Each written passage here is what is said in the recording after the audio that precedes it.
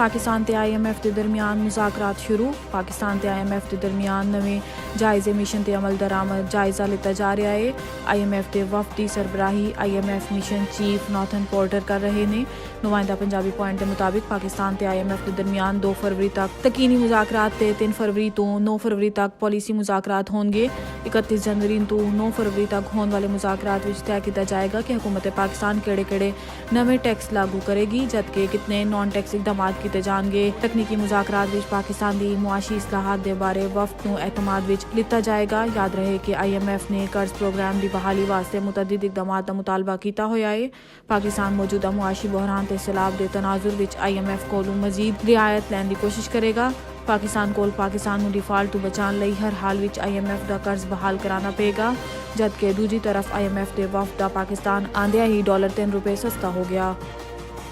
Toshakhana case Islamabad की अदालत दा इमरान खान ते फर्द जुर्म आयद करने का फैसला। नुमाइंदा पंजाबी पॉइंट के मुताबिक इस्लामाबाद की मकामी अदालत के एडिशनल सैशन जज जफर इकबाल ने इलेक्शन कमीशन की तरफों भिजवाए गए तोशाखाना केस विच इमरान खान ते फर्द जुर्म आयद करने का फैसला कर लिया। इलेक्शन कमीशन ने इमरान खान के खिलाफ फौजदारी कार्रवाई का रेफरेंस भेजा सी। जज जफर इकबाल ने इमरान खान नूं ज़ाती हैसियत विच पेश होने का हुक्म दिता सी, लेकिन इमरान खान अदालत पेश ना होया। वकील ने दस्सिया कि इमरान खान अजे अदालत पेश होने की पोजीशन विच नहीं, अजे जख्म मुकम्मल ठीक नहीं होए। अदालत ने अदालती कार्रवाई 7 फरवरी तक मौखर कर दी थी ते 20,000 के मुचलके जमा करवाने का हुक्म दिता। दूजी तरफ बावसूख जराए के मुताबिक इमरान खान जमान पार्क तो इस्लामाबाद बनीगाला हाउस मुंतकिल हो रहा है। हो सकता है कि 7 फरवरी नूं इमरान खान तोशाखाना केस विच अदालत पेश हो जाए।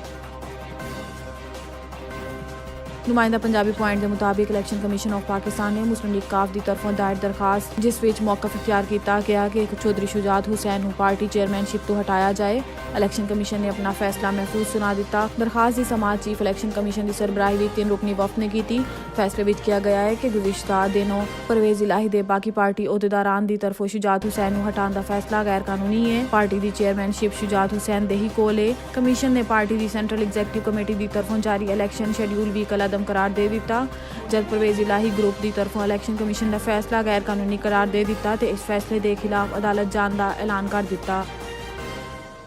पाकिस्तान पीपल्स पार्टी के रहनुमा सैनेटर रज़ा रब्बानी ने तमाम सियासी पार्टियों को तनकीद का निशाना बना दिया गया कि मुल्क विच दहशतगर्दी बढ़ती जा रही है तो सियासी पार्टियों को अपनी सियासत बचाने ते सियासत चमकाने को फुर्सत नहीं मिल रही। जबकि दूसरी तरफ वज़ीर आज़म पाकिस्तान ने सानिया पेशावर ते तमाम मुल्की सियासी पार्टियों को इकट्ठे होने का मशवरा दिता।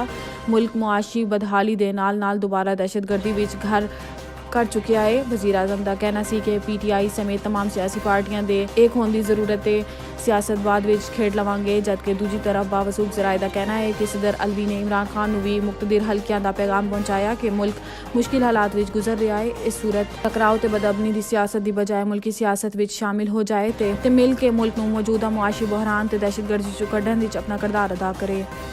सानिया पेशावर खुदकुश धमाके विच हलाकतां की तादाद 95 हो गई। आज पेशावर विच वजीर आला ते IG KPK ने मुश्तरका प्रेस कॉन्फ्रेंस की थी ते पेशावर धमाके ते आवाम नूं आगाह किया। IG का कहना सी कि हमलावर कई दिनों तो पुलिस लाइन के अंदर बारूद इकट्ठा कर रहे सन। गुज़िश्ता रोज नमाज जोहर दे वक्त खुदकुश बमबार ने अपने आप नूं धमाके नाल उड़ा लिया। 12 किलो तो जायद बारूद इस्तेमाल किया गया, जिसकी वजह तो मस्जिद की छत गिर गई। छत गिरन नाल लोग मलबे थले दब गए, जिसकी वजह तो ज्यादा हलाकतां होईयां। IG का कहना सी कि हमला सिक्योरिटी अमले की गफलत तो होया, जिस वास्ते JIT तश्कील दी गई। IG का मजीद कहना सी कि कबल अज वक्त है कि हमला किस जमात ने किया। तहरीक तालिबान पाकिस्तान ने पहले हमले की तस्दीक ते बाद विच तरदीद की है।